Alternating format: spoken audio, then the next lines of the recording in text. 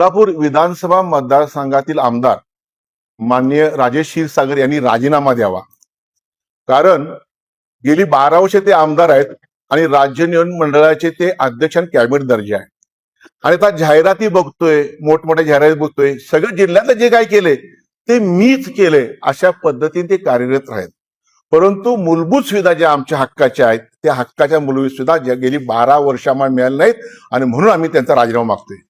काय पाहिजे नागरिकांना? चांगलं स्वच्छ मुबलक पाणी, कचरा उठाव, कचऱ्याची निर्गत झाली पाहिजे, दिवाबत्ती पाहिजे आणि आरोग्य सेवा पाहिजे, बगीचे, क्रीडांगण, ह्या मूलभूत सुविधा तुम्ही आम्हाला देणार नसाल आणि चांगले दर्जा रस्ते पाहिजेत आम्हाला, ते तुम्ही दिले का? तर नाही दिले. नुसतं लढ मन म्हणून लोकांना फसवण्याचं तुम्ही काम केलेलं आहे, जनतेची दिशाभूल केलेली आहे. ज्या पद्धतीने मातोश्रीचा तुम्ही आम्हाला विश्वासघात केला त्याच पद्धतीने आमच्या कोल्हापूरच्या मतदारांचा, ह्या मतदारांचा आणि सगळ्यांचा तुम्ही अपमान केलेला आहे आणि म्हणून तुम्ही राजीनामा द्या. तुम्ही ह्या पदावर बसण्यास योग्य नाही. काय दिलं तुम्ही? एका शब्दात तुम्ही आम्हाला सांगायला पाहिजे की होय मी 100 कोटीचे रस्ते 100 कोटी आणले, मी इथं कचरा निर्गत केली, मी दिवाबत्ती लावली. जे आम्हाला पाहिजे आहे ते तुम्ही आम्हाला देत नाही. जे नंतर करायचे विकासाच्या काम आम्ही आड आलेलो नाही, येणार पण नाही. परंतु पहिलं काय तर मूलभूत सुविधा ते तुम्ही देऊ शकलेला नाही आहात.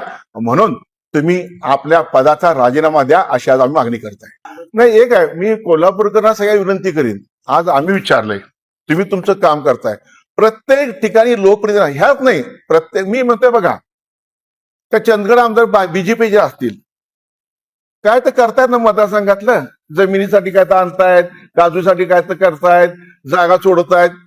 एक तरी काम सांगावं. तुमच्या क्लिप वेगळ्याच आम्हाला बघायला मिळत आहेत, चांगल्या क्लिप आम्हाला बघायला मिळाव्यात अशी आम्हाला अपेक्षा आहे. तुम्ही आमदार म्हणून अहो तुम्ही काय दिलं आम्हाला हे तुम्ही सांगा ना. आणि दर्जेदार काय दिलं का? एक सुद्धा तुम्ही काय दिलं नाहीत. 12 वर्षात दिलेलं नाही आणि आता सांगताय मी करणार. 12 वर्षात तुम्ही काय केलं? नुसतं फसवण्याचं काम केलेलं आहे. ते ह्या पदावर राहणे योग्य नाहीयेत. त्यांनी राजीनामा देणं हे क्रमप्राप्त आहे. आम्हाला मी म्हणतो दादा ना, हे सगळं करा, 500 कोटीचं करा कन्व्हेन्शन सेंटर. पण देवडा साहेब खुश असून देत आणि काही मंडळी खुश असून देत, तिथले उद्योग चांगल्या गोष्टीला आमचा पाठिंबा आहे. परंतु आम्हाला जे काय मिळत नाही ते मागण्याचा अधिकार